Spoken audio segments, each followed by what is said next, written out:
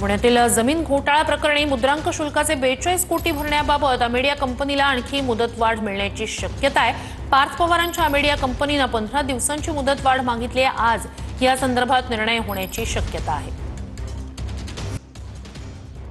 अर्णव खैरे प्रकरणात चित्रा वाघ राजकीय रंग देत असल्याचा आरोप ठाकरे सेनेने केलाय। चित्रा वाघ यांच्यावर फौजदारी कारवाई करण्याची मागणी होतीये।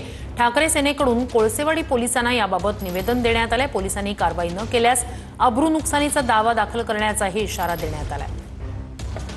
मध्ये आम्ही असे दिलंय की अशा प्रकारचे या ठिकाणी गुण्यागोविंदांना आणणारे मराठी अमराठी लोक आणि ठाकरे बंधूंवरती जी केलेली जी टीका आहे ही त्या ठिकाणी कोणत्याही प्रकारचे त्याला कारण नसताना त्यांनी केलेली टीका आहे आणि म्हणून त्या ठिकाणी चित्रा वाघ या इथलं वातावरण दूषित करत आहे, शांततेचा भंग करत आहे, कायदा सुव्यवस्थेला बाधा निर्माण करत आहे आणि म्हणून त्या ठिकाणी त्यांच्यावरती त्या ठिकाणी कारवाई व्हावी अशा प्रकारचं आम्ही निवेदन दिलेलं आहे। तुमच्या या भाषेच्या राजकारणापायी आज एका मुलाचा जीव गेला। जाऊन जरा जे बोलतात ना त्यांना थोबडावलं पाहिजे चांगलं।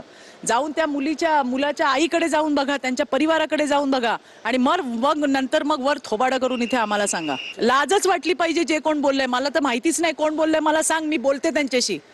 लाज वाटली पाहिजे तुम्हाला। एका परिवाराचा मुलगा गेला, 18-19 वर्षाचा होतकरू मुलगा जो अतिशय हुशार होता, नीटची परीक्षा देतो आणि चित्रा वाघवर कसले गुन्हे दाखल करताय? असेल ताकद तर जा तुमच्या नेत्यांना जाऊन। मी थातूर मातूर सांगत नाही शब्दाचा पक्का असं अजित पवारांनी म्हटलेलं आहे। बारामतीपेक्षा इतर नेत्यांची शहरं भकास। अंबाजोगाईमधल्या सभेत अजित पवारांनी वक्तव्य केलंय। नेते शहरांच्या विकासावर बोलतात पण त्यांची शहरच भकास असतात असं अजित पवारांनी म्हटलंय। मी कुठेतरी आपण काहीतरी थातूर मातूर सांगायचं ही माझी भावना नाहीये। मी शब्दाचा पक्का आहे।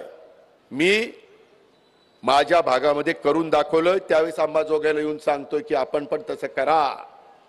बरेच पुढारी येतात, सांगतात असं केलं पाहिजे तसं केलं पाहिजे आणि त्यांची शहरं एकदम घाण भिकार असतात, बकालपाडा असतो तिथं। मला असं वाटतं की दादा एक जबाबदार नेते आहेत। प्रत्येकानेच बोलताना तारतम्य बाळगलं पाहिजे। आता माझ्यासारखी कार्यकर्ता दादांना काय सांगणार?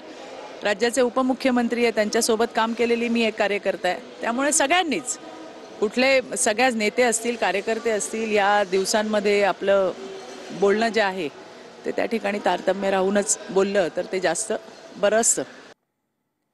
अंबरनाथमधील मतदार यादीमधील घोळावरून भाजप प्रदेशाध्यक्ष रवींद्र चव्हाणांनी निवडणूक अधिकारी आणि विरोधकांवर निशाणा साधलाय।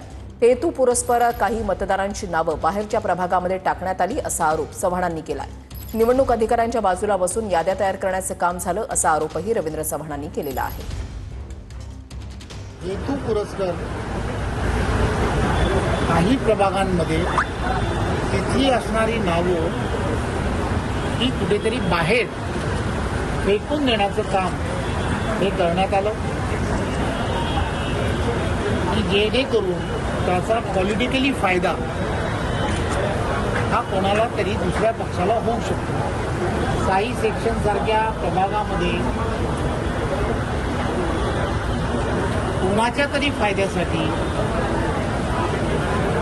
त्या ठिकाणी जे नव्याने उमेदवार उभे आहेत त्यांच्या नातेवाईकांची वेगवेगळ्या प्रभागांमधली असणारी नावं ही त्या ठिकाणी आणण्यात आली। या संबंधित ज्या अधिकाऱ्यांनी हा जो घोळ केलाय त्यांच्या खुर्च्यांच्या बाजूला बसून या याद्या तयार करण्याचं काम झालंय हा आमचा आरोपच आहे।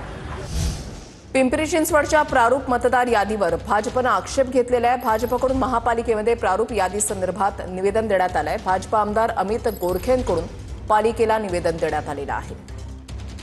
तिचा निर्णय आमचे वरिष्ठ नेते घेत असतात, पण जिथं कमळ तिथं 100 का 120 पार होणार हा इतिहास तुम्ही संपूर्ण भारतामध्ये बघताय।